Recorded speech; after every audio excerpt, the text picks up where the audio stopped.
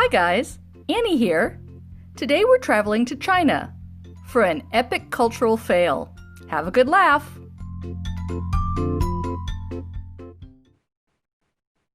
I don't do well on flights. I have some back issues, and anything past a couple of hours and my back starts seizing up and I'm in a lot of pain. I never ever hardly sleep on a plane. I mean, I might catnap for 20 minutes, but that's it. And on this occasion, I was getting ready to go to China, and I was complaining to a friend of mine because it was going to be an 18-and-a-half-hour flight. I mean, my back was already just seizing up thinking about it. And my friend said to me, Annie, why don't you just go to your doctor and just ask for a very light sleeping pill? If you're worried about getting addicted, don't. He'll just give you one for the flight there, one for the flight back. Just help you go to sleep. And so I did it. And I tried to explain to my doctor that, I'm kind of a lightweight when it comes to medicine. And so he gave me some prescription for an 8-hour sleeping pill called Lunestra. And I went to go fill the prescription at the pharmacy, and the man there said to me, have you ever taken a sleeping pill before? And I said, no. And I explained to him where I was headed and what I was going to do. And he said, let me make a phone call. And he called the doctor and he got it reduced. Instead of an 8-hour sleeping pill, he reduced it to a 4-hour sleeping pill called Ambien. And he just said to me, I'm only going to give you 2, one for the way there, one for the way back. Just take it with some food. It'll just help you very gently fall asleep. 4 hours later, you're going to wake up feeling like $1 million. And so that's what I did. And I got all packed. I met my friends. We got on the plane. And, I don't know if you've ever been on like long haul flights, but basically they're kind of all the same. They get you up in the air, everybody gets settled in, and then they feed you dinner. And then they turn off all the lights and hope that everybody goes to sleep. And of course, I was looking forward to seeing if this medicine was going to work. So when we got our dinner, I remember I was sitting on an aisle seat and my friend Nancy was sitting across the aisle on another aisle seat. And I remember turning to her and going, hey, this doesn't look half bad. And so, I kind of like peeled off all the little wrappers on all the food and the drinks. And I made my coffee and I pulled out my little blue pill. And I just took a little sip of coffee and I just swallowed that pill. And, that was the last thing I remember. No, literally, that was the last thing I remember.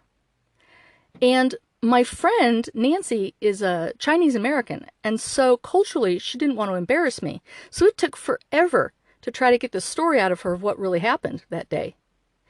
And what happened, she said, we were talking and then all of a sudden you got really, really quiet. And I looked over at you and your head was cocked to one side and your eyes were closed and you were eating all your food. And I was like, what? I ate all my food?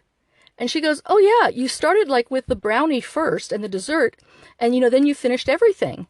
And when she said that, I know me subconsciously and I know that I would go for the brownie first, right? So I had no reason to doubt her, but I just couldn't remember what happened. And I said, well, but then what happened? And she said, well, the stewardesses came around to collect the trays.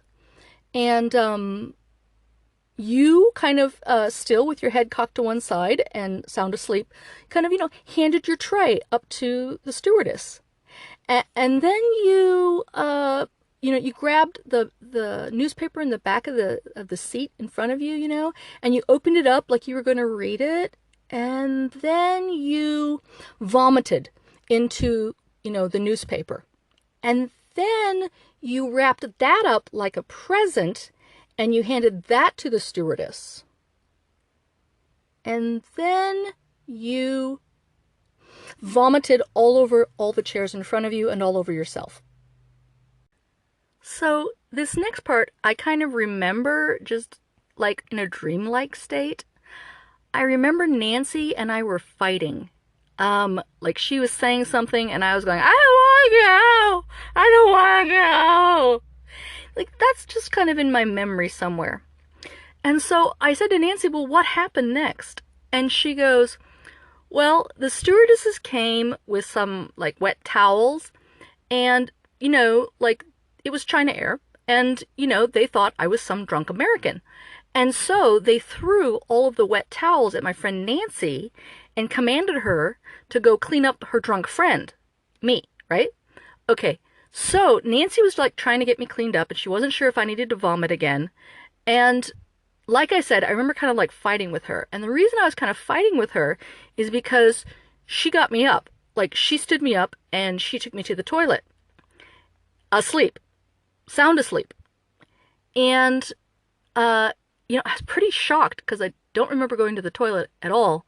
And so I said to Nancy, well, what was I doing in the toilet? And she goes, I don't really know. She goes, I walked you up there and I opened the door and I kind of just shoved you in there. And then I closed the door behind you to give you some privacy.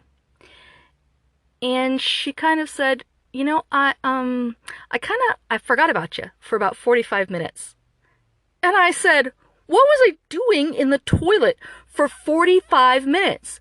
And she goes, I don't really know. When I remember that you were in there, like I went and I opened the door and you were standing exactly where I left you.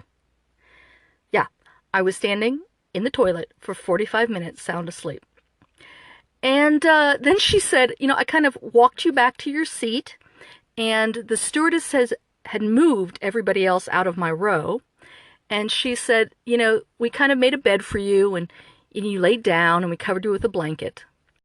And would you believe that exactly 4 hours on the dot, I woke up.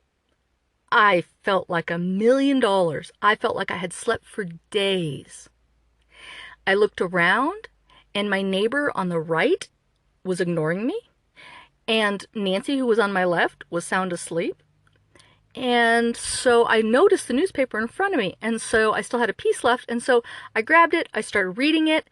And then all of a sudden, the smell just hit me. And I looked down and I couldn't figure out why I was covered in throw up.